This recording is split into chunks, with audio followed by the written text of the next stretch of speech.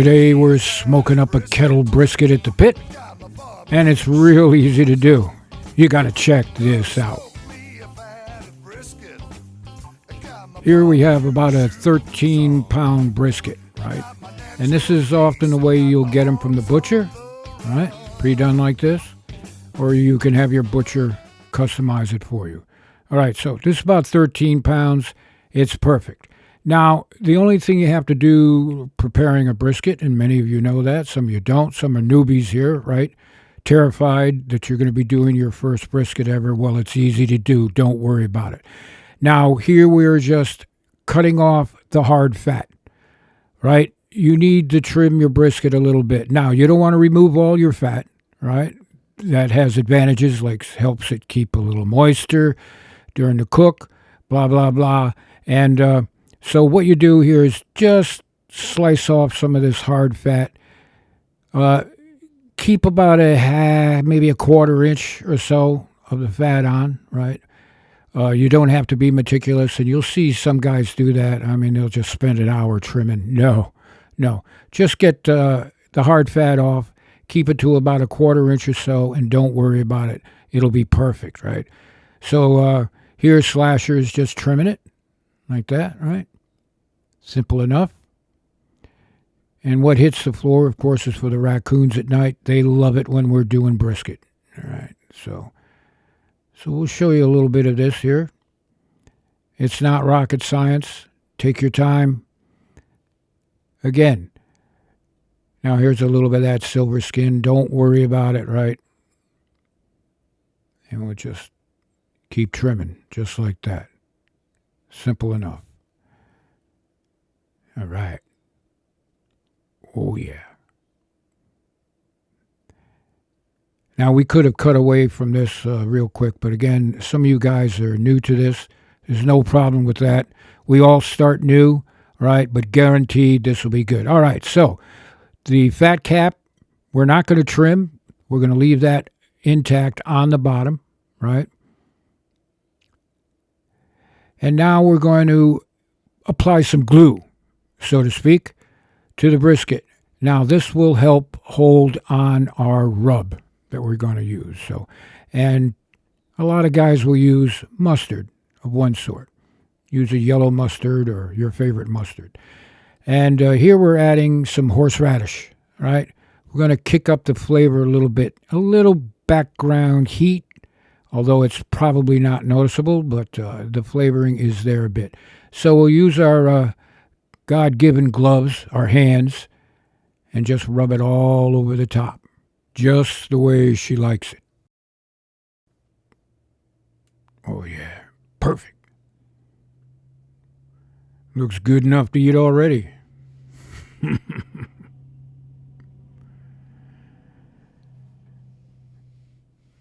All right, now we're going to put some rub on. Choose your favorite rub. We're using our Kansas City. And we're going to layer it on pretty thick. Oh, yeah. Oh, yeah. Now, by using a rub, of course, you can take your flavor profile in all different directions. That's Pitmaster privilege, right? Our Kansas City works just fine for us. Now, we're going to let this sit in the refrigerator at least 3 or 4 hours, but most of us will do it overnight, right? So we got a good plastic bag here, and we'll wrap it up. Oh, yeah. Simple enough. And then what we're going to do is throw it in the refrige. And again, we're going to do this overnight.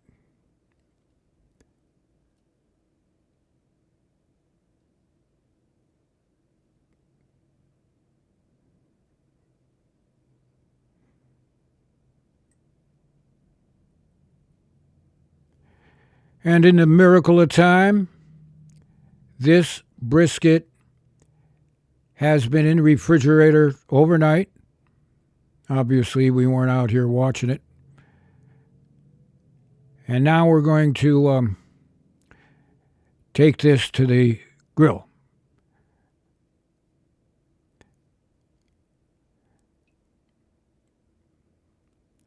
I'd say the pit is ready.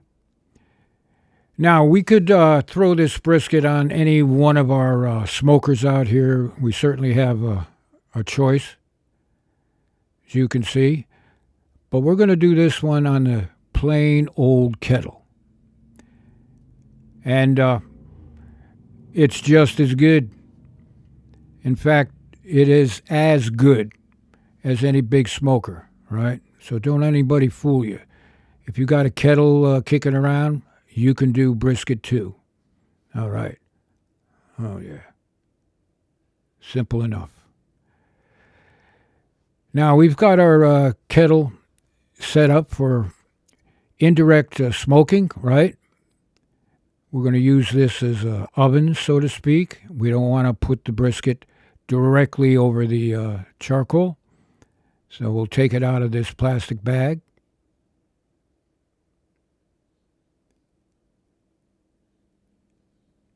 And lay it opposite the hot coals. Simple enough. If you've been watching us for, well, I don't know, 18 years now, maybe a little more than 18 years, you know how this is done. All right.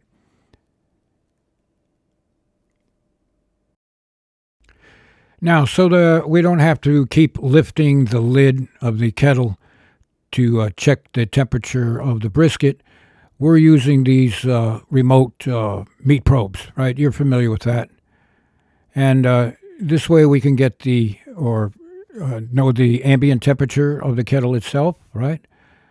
Which we're going to run at about maybe 250 degrees Fahrenheit, maybe even 225. You can set what you like. Our sweet spot for brisket is about 250 degrees Fahrenheit. All right. Now, about an hour has gone by, more or less, and now we're going to hit it with a little bit of spritzer here. You can use plain water. Here we've got some apple juice, maybe some apple cider vinegar, whatever you want. All right?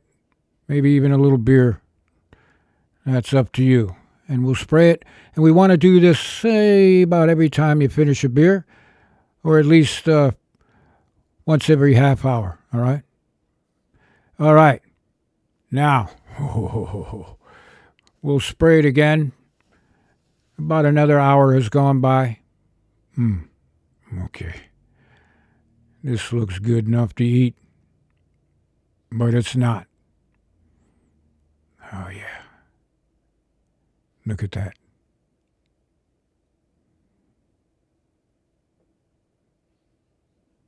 Perfect. Put the cover back on and keep on keeping on. All right. Take a look at this. Whoa. We've brought it up to an internal temperature of about 190 degrees Fahrenheit, somewhere in that zone. Our goal is about 205 degrees Fahrenheit. And we shoot for that temperature because that is the temperature that begins to break down the connective tissue of the brisket, which will help tenderize this meat, right? It'll take it from being a real tough piece of meat, which is pretty much unedible, to awesome, tender, and moist. Doing brisket is all about patience, taking your time, which we all should be doing in our lives, right? Kick back, relax, enjoy what God gave you, right? Just take your time. It'll come out perfect. Now we'll place it back on the grill opposite the hot coals. And we'll continue to bring that temperature up to about 200.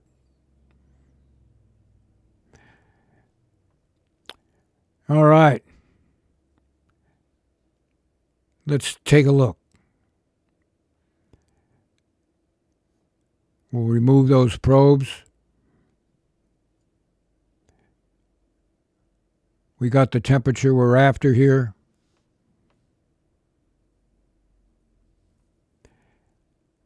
And we're going to rest it. And what we mean about that is you're going to wrap it in a blanket. Here we've got a couple bath towels. It's nothing like taking a shower with a barbecue bath towel. Get what you want. You can drop this in a cooler if you want as well, and let it rest. And while it's resting, the temperature will continue to rise and get to our goal of about 205 degrees Fahrenheit. Simple enough.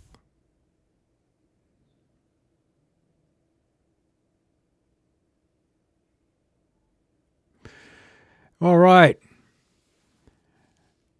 I say it's getting time to eat here. This is the unveiling. Oh, are you kidding me? Take a look at this. Oh, yes. It's that easy, real easy to do, on a kettle. You don't need a fancy-ass smoker like we were saying. So now you want to, of course, save your juices. Look at that. Now we can use that for dipping. Don't lose anything. All right.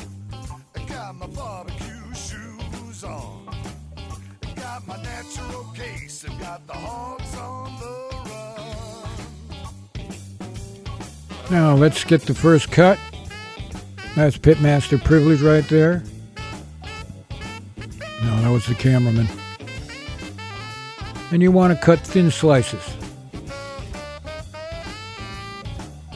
Now you can see how tender this is. Oh yeah. Be full of moisture. Man. Are you kidding?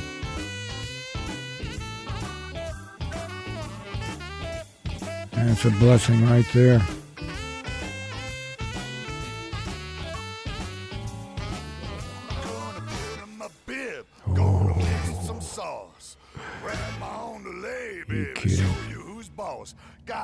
There's no words for this. All right, this is the hard part. We're going to eat this in front of you, and we're not going to apologize. So you got to check this out. And remember this, the next time you're looking for a good recipe for your pit, check out the Barbecue Pit Boys. We'll never let you down, man. Thumbs up.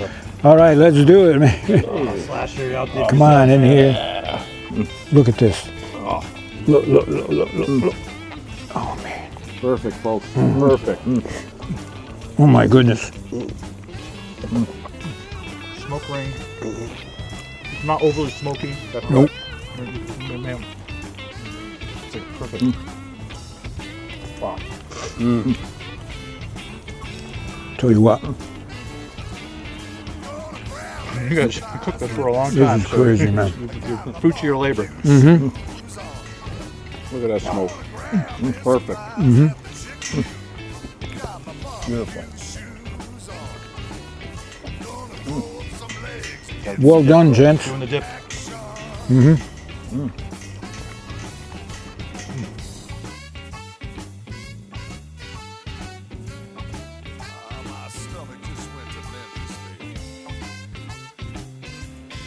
So now you know. You don't need a fancy-ass, expensive smoker to do a brisket. You could use a plain old kettle.